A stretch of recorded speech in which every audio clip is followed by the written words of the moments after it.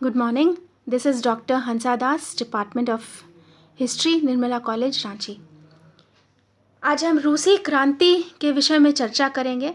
1917 में जो रूसी क्रांति हुई उसका प्रभाव न सिर्फ रूस के इतिहास पर पड़ा बल्कि पूरा विश्व इस घटना से प्रभावित हुआ।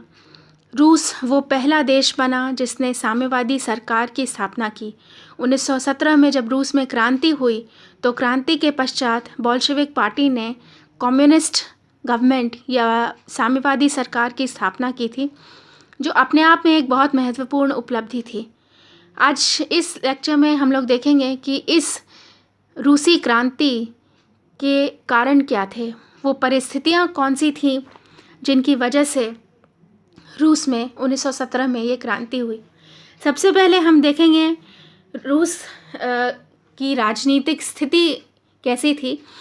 तो राजतंत्र जो था रूस के अंदर वो निरंकुश था। It was an autocratic monarchy. रूस के शासक ज़ार कहलाते थे। ये ज़ार निरंकुश थे और दैवीय अधिकार के सिद्धांत पर विश्वास करते थे।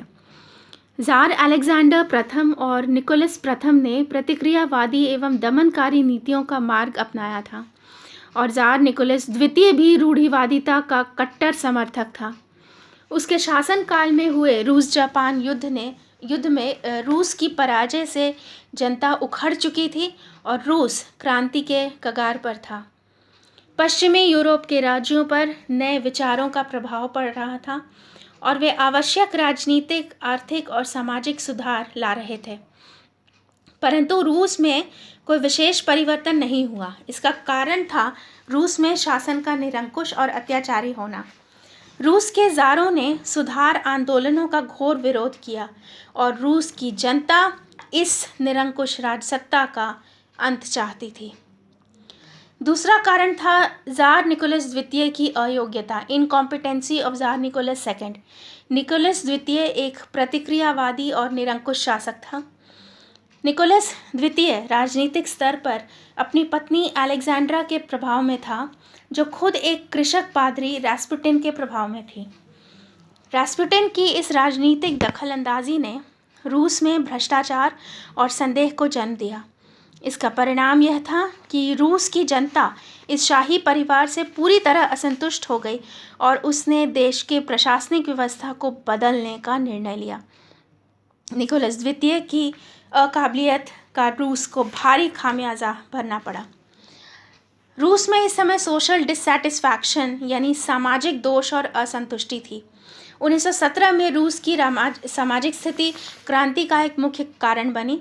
रूसी समाज इस समय दो भागों में विभाजित था, जिनको हम हैव्स और हैव नॉट्स बोलते हैं, यानी एक अमीर वर्ग और दूसरा गरीब या वंचित वर्ग।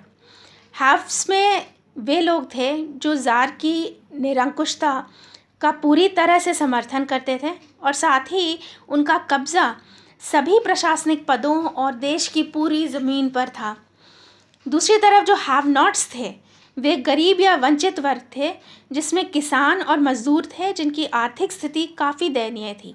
उनको अमीर वर्ग का शोषण सहना पड़ता था और रूस की यह सामाजिक व्यवस्था समाज में व्याप्त आर्थिक और राजनीतिक और सामाजिक असमानता की झलक थी।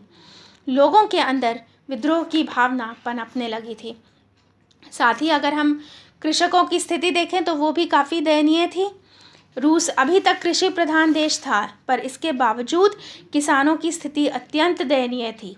उनकी स्थिति अर्धदासों या सेमी स्लेव्स की तरह थी। किसानों पर अनेक प्रतिबंध लगे हुए थे। फलतः 1902 में पोल्टावा और हार्कोव में कृषक विद्रोह हुए। 1905 में किसानों ने अनेक स्थानों पर दंगे भी किए। इसके बाद 1906 और 1910 में कुछ भूमि संबंधी सुधार हुए, परंतु ये भूमिहीनों की समस्या को सुलझा नहीं सके। लेनिन का कहना था कि हमें मजदूरों, कृषकों एवं सैनिकों के द्वारा संगठित सरकार के अतिरिक्त किसी अन्य प्रकार की सरकार नहीं चाहिए। अगला कारण था इंडस्ट्रियल रेवोल्यूशन या औद्योगिक क्रांति। रूस का औद्योगिकरण लगभग 1861 से आरंभ हुआ और लगभग 1890 के बाद इसका विकास शुरू हुआ। औद्योगिकरण के परिणाम स्वरूप रूस में भारी मात्रा में फैक्ट्रियां और नए उद्योगों की स्थापना हुई। उत्पादन के लिए प्रयोग किए गए मशीनों ने पैसे, समय और श्रम की बचत की। इसके कारण मजदूरों को भारी समस्या का सामना करना पड़ा। मशीनों के प्रयोग ने मजदूरों को बेरोजगार बना दिया। उन्हें सही वेतन भी नहीं दिया जाता था। इन परिस्थितियों ने व्यापार संघों को जन्म दिया। कार्ल मार्क्स की साम्यवादी विचारधारा से प्रेरित होकर मजदूरों ने रूस के औद्योगिक क्षेत्र में परिवर्तन लाने का निर्णय लिया। दूसरी तरफ निकोलस द्वितीय के नेतृत्व में रूसीकरण की नीति का पालन हो रहा था, पॉलिसी ऑफ रसिफिकेशन। रूस में यहूदी, पोल, फिन और अल्पसंख्यक जातियां निवास करती थीं। ये सभी जातियां रूसी साम्राज्य के अधीन थीं और पराधीनता का अनुभव करती थीं। ज़ार इन जातियों का रूसीकरण करना चाहता था। शिक्षा का माध्यम रूसी भाषा कर दिया गया। उच्च पदों पर रूसी नियुक्त किए गए और रूसी प्रशासन ने अल्पसंख्यक जातियों की राष्ट्रीय भावनाओं का दमन करने का प्रयत्न किया। यहूदियों और आर्मीनियनों पर भीषण अत्याचार किए गए। 1905 में ग्रेगोरिया और पोलैंड में विद्रोह हुए और ये सभी रूस के निरंकुश शासन का अंत चाहते थे। अगला कारण था इम्पैक्ट ऑफ द इंटेलेक्चुअल्स या बुद्धिजीवी वर्ग का प्रभाव। टॉल्स्टॉय, दोस्तोयेव्स्की, मैक्सिम गोर्की और कार्ल मार्क्स के विचारों ने रूसी जनता को अत्यधिक प्रभावित किया। इनके विचारों ने रूसी जनता में बौद्धिक विप्लव पैदा कर दिया और रूसी जनता समाजवादी विचारों से प्रभावित हुई। वह निरंकुश शासन का अंत चाहने लगी। साथ ही समाजवाद का विकास हो रहा था। Socialism was growing. देश में औद्योगिकरण के होने से मजदूरों की दशा अत्यंत शोचनीय हो गई और उन्होंने समाजवाद का स्वागत किया। 1883 से देश में मार्क्सवादी विचारधारा का प्रचार होने लगा। मजदूरों ने पूंजीवादी व्यवस्था का विरोध करने की ठानी। फलस्वरूप लेनिन के नेतृत्व में सोशल डेमोक्रेटिक पार्टी का संगठन हुआ। किसानों ने भी सोशल रेवोल्यूशनरी पार्टी नामक एक दल खड़ा किया। 1909 में सोशल डेमोक्रेटिक पार्टी में मतभेद की वजह से दो गुटों बोल्शेविक्स और मेंशेविक्स का गठन हुआ। लेनिन ने बोल्शेविक पार्टी के नेता के रूप में रशिया में या रूस में मार्क्सवादी सिद्धांतों का प्रचार प्रसार किया।